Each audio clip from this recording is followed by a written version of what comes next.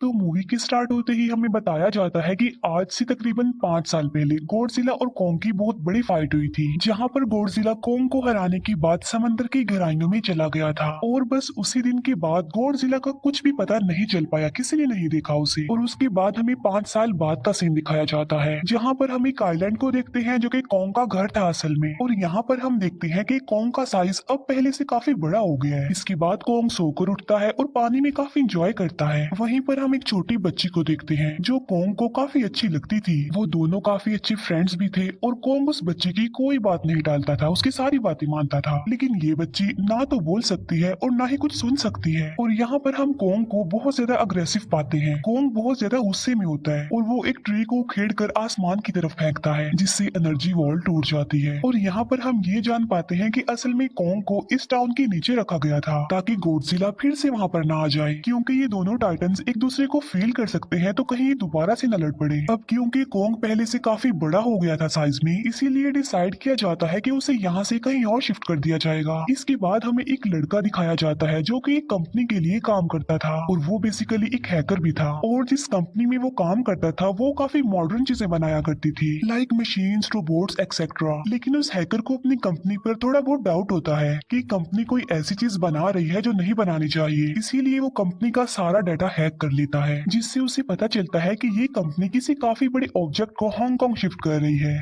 लेकिन तभी वहाँ पर अलार्म बजने लगता है और ये गॉडजिला के आने का अलार्म था। देखते ही देखते गॉडजिला समंदर से बाहर निकल आता है। बाहर आते ही वो सब कुछ डिस्ट्रॉय करने लग जाता है। किसी को भी समझ नहीं आ रहा था कि आखिर गॉडजिला सबको क्यों मारता जा रहा है, क्योंकि वो तो एक ऐसा टाइटन है जो इंसानों को सेव करता है, उनकी जान बचाता है। यहाँ पर हम ये जान पाते हैं कि गॉडजिला के पास एक पावर है और वो पावर न्यूक्लियर पावर है। और गॉडजिला अपनी न्यूक्लियर पावर का इस्तेमाल करके पूरी कंपनी को डिस्ट्रॉय कर देता है। इसके बाद ये न्यूज पूरी दुनिया में वायरल हो जाती है कि गॉडजिला आ चुका है, लेकिन इस बार वो चेंज होकर आया है, पहले जैसा नहीं रहा। यानी पहले वो इंसानों को बचाता था, लेकिन अब वो अग्रेसिव है और गुस्से में सबको मारता जा रहा है। कंपनी का ऑनर न्यूज में सबको बता रहा होता है कि हमारी कंपनी एक प्रोजेक्ट पर काम कर रही है, वो बहुत जल्द एक ऐसी डिवाइस बनाने में कामयाब हो जाएंगे कि जिससे गॉडजिला का मुकाबला हो सकता है। इस न्यूज को एक लड़की भी देख लेती है जिसका नाम होता है मेडिसन। लेकिन यहाँ पर मेडिसन इस बात पर एग्री नहीं करती कि गॉडजिला गुस्से में आया है, क्योंकि वो गॉडजिला को बहुत अच्छे से जानती थी। इसीलिए वो इस न्यूज को सिर्फ एक बकवास समझती है, क्योंकि उसका मानना था कि गॉडजिला कभी भी किसी को नुकसान नहीं पहुंचा सकता, बल्कि वो इंसानों की हेल्प करता है, उनकी जान बचाता है। मेडिसन अपने फादर के पास जाकर उन्हें समझाने की कोशिश करती है कि गॉडजिला कभी भी ऐसा नहीं कर सकता और उसके साथ जरूर कुछ न कुछ किया गया है। लेकिन मेडिसन के फादर उसे समझाने की कोशिश करते हैं कि देखो बेटा, ये सारी क्रिएचर्स, ये सारे टाइटन्स इंसानों की तरह ही होते हैं, यानी इनका मूड चेंज हो सकता है। अब देखो गॉडजिला भी चेंज हो गया है और वो इंसानों को मारता जा रहा है। इसके बाद मेडिसन वहाँ से चली जाती है और वो उस हैकर की ऑनलाइन ऑडियो सुनती है। वो हैकर असल में गॉडजिला के बारे में एक ऑनलाइन ऑडियो अपलोड करता है। यहाँ पर मेडिसन डिसाइड करती है कि वो जाकर उस हैकर से मिलेगी और जाकर उससे सारी बात पूछेगी कि आखिर ये चक्कर किया है, गॉडजिला अग्रेसिव क्यों हो गया है और उसने उस कंपनी को क्यों डिस्ट्रॉय किया। इसके बाद कंपनी का ऑनर एक सीनियर डॉक्टर नेथन से जाकर मिलता है। डॉक्टर नेथन असल में एक साइंटिस्ट भी होते हैं। कंपनी का ऑनर डॉक्टर नेथन को बताता है कि आपका जो कॉन्सेप्ट था हॉलो अर्थ वाला, वो बिल्कुल सही था और ये वो जगह थी जहाँ पर टाइटन्स पैदा होते हैं। असल में डॉक्टर नेथन ने एक बुक लिखी थी जिसमें उन्होंने लिखा था कि जमीन के अंदर एक और जमीन भी है जिसका नाम हॉलो अर्थ है। ये छुपी हुई है और किसी को नजर नहीं आती और असल में ये अर्थ टाइटन्स की एनर्जी का सोर्स है। वहीं पर कंपनी का ऑनर डॉक्टर नेथन को एक और आदमी से भी मिलवाता है। कंपनी का ऑनर डॉक्टर नेथन को बताता है कि हमने हॉलो अर्थ के अंदर ही एनर्जी का एक सोर्स ढूंढ लिया है। अब यहाँ पर हम ये बात तो जानते नहीं कि हॉलो अर्थ आखिर एग्जिस्ट कहाँ पर करती है। हॉलो अर्थ असल में हमारी जमीन के नीचे है और जिस तरह हम सूरज से एनर्जी लेते हैं और सेम उसी तरह हॉलो अर्थ में एक एनर्जी सोर्स है जिससे ये सारे टाइटन्स एनर्जी लेते हैं। और अगर ये लोग उस एनर्जी सोर्स को ढूंढने में कामयाब हो गए तो ये गॉडजिला का मुकाबला भी कर पाएंगे।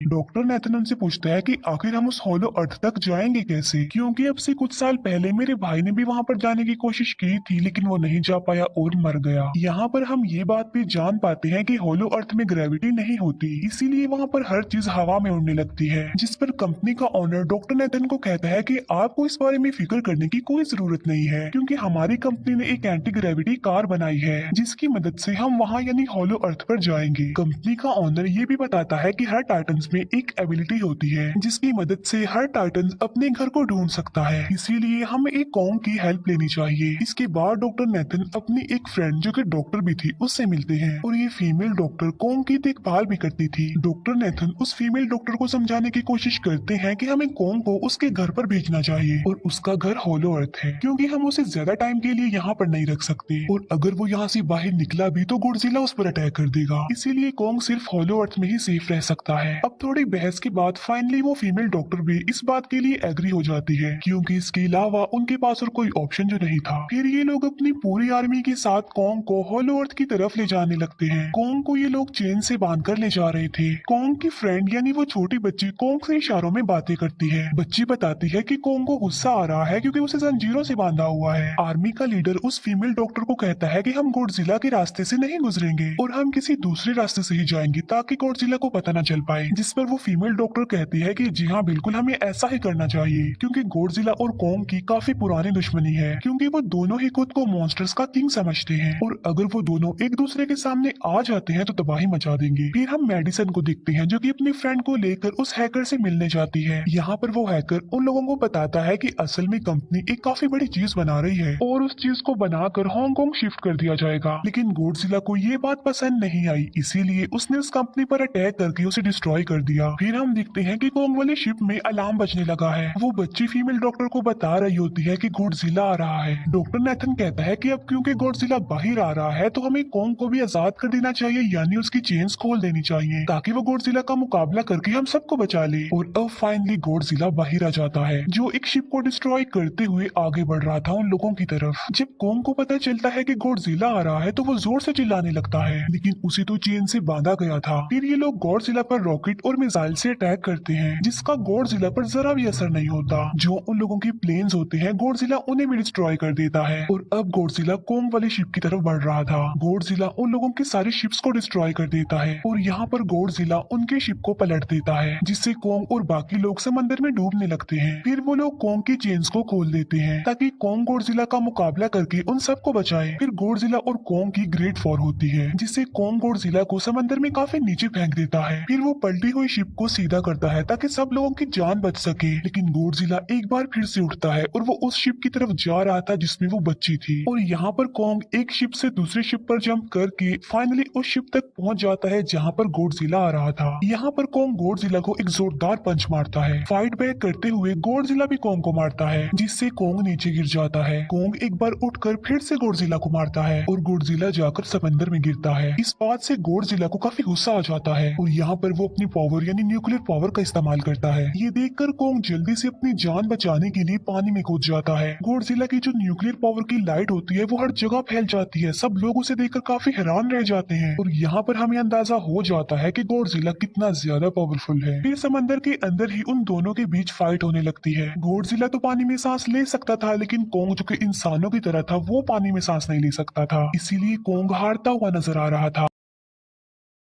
फिर गॉडजिला कॉन्ग को मारने के लिए उसे समंदर की गहराइयों में लेकर जा रहा होता है। वो फीमेल डॉक्टर कहती है कि हमें जल्द से जल्द कॉन्ग की हेल्प करनी चाहिए वरना गॉडजिला उसे मार डालेगा। फिर ये बहुत सारे मिसाइल को समंदर में ब्लास्ट कर देते हैं जिससे होता ये है कि कॉन्ग अपनी जान बचाने के लिए बाहर आ जाता है। फिर डॉक्टर नेथन ऑर्डर देते हैं कि सब कुछ ऑफ कर दो, सारे इंजन सारी मशीन को शट डाउन कर दो ताकि गॉडजिला ये समझे कि हम लोग हार चुके हैं और मर चुके हैं, और तब ये लोग सारी चीजों को शट डाउन कर देते हैं। तब गॉडजिला कॉन्ग को गुस्से में देखता है और फिर वहाँ से चला जाता है। फीमेल डॉक्टर कहती है कि अगर हम आगे बढ़े तो गॉडजिला हमें फिर से फेल करके हम लोगों पर अटैक कर देगा, तो अब हम कैसे आगे बढ़े और हम कॉन्ग को कैसे ले जाएंगे। जिस पर डॉक्टर नेथन कहते हैं कि हम कॉन्ग को उड़ा कर लेकर जाएंगे। दूसरी तरफ हम देखते हैं कि मेडिसन अपने फ्रेंड्स के साथ उस कंपनी में घुस गई है ये चेक करने के लिए कि आखिर ये कंपनी कौन सी चीज बना रही है, जिस पर गॉडजिला को गुस्सा आया और उसने अटैक कर दिया। वहाँ पर उन लोगों को एक काफी बड़े एनिमल के अंडे भी मिलते हैं और फिर जैसे ही उन लोगों को अंडे मिलते हैं उनका डोर लॉक हो जाता है। असल में जहाँ ये लॉक्ड हो जाते हैं वो एक मशीन होती है जो इन लोगों को अंडों समेत काफी तेजी से हांगकांग लेकर जा रही थी। फिर हम देखते हैं कि हेलीकॉप्टर्स के जरिए पूरी आर्मी कॉन्ग को होलो अर्थ के पास पहुंचाने में कामयाब हो जाती है। वो लोग कॉन्ग को कहते हैं कि वो होलो अर्थ वाली केव में चला जाए, लेकिन कॉन्ग वहाँ पर जाने के लिए इनकार कर देता है। फिर ये लोग डिसाइड करते हैं कि वो उस बच्ची के थ्रू कॉन्ग को कहेंगे कि वो वहाँ पर चला जाए, क्योंकि कॉन्ग उस बच्ची की कोई बात नहीं टालता था। साथ में कॉन्ग को ये भी कहा जाएगा कि आपकी फैमिली भी वहाँ पर है, आप जैसे और भी क्रिएचर्स है वहाँ पर। और यहाँ पर कोंग उस केव में जाने के लिए एग्री हो जाता है और यहाँ पर कोंग उस होलो अर्थ वाली केव में चला जाता है और ये लोग भी अपनी एंटी ग्रेविटी कार की मदद से कोंग के पीछे पीछे जाते हैं। होलो अर्थ एक अलग तरह की ही दुनिया थी।